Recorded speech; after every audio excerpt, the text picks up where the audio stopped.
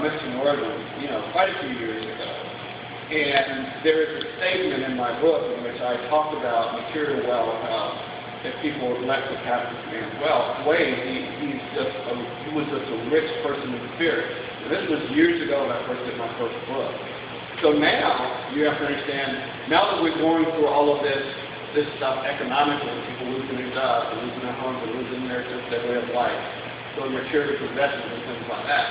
My thing was we go back and revisit this man and revisit him because he had very little material. But when I first met him, I thought he looked like the meanest guy, but he was the kindest soul, had the whitest hair, and I went to his home, and it wasn't much of a, it looked like one of those old cabin home shacks in the old days. Immaculate. Everything in place. He had a wood-burning stove. He had his 2 guns hanging over his bed like my Uncle Sam used to do because he was a hunter. And so it was just the care in which he was very proud of what he had and what he was in that moment.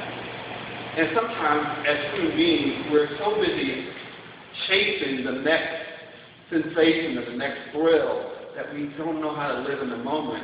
And one of the things that I've learned about people who are grounded and who have a certain dignity about them, there is something about their spirit, there's a calmness and a peace that sometimes you don't get in places where people are fast-paced. They forget how to live.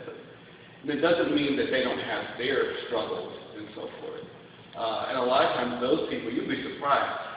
I know people who have fathers like this.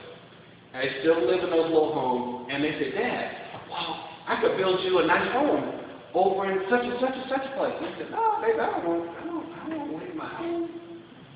Something beautiful, materially, but it's their community. They grew up there. They know the people there. It's their way of life. And so, what's happened to that? Now people buy property, they want to flip it real quick. They want to do this crazy. It's like, what is going on? I just, it's so funny. My wife and I were looking for homes. I got to tell you,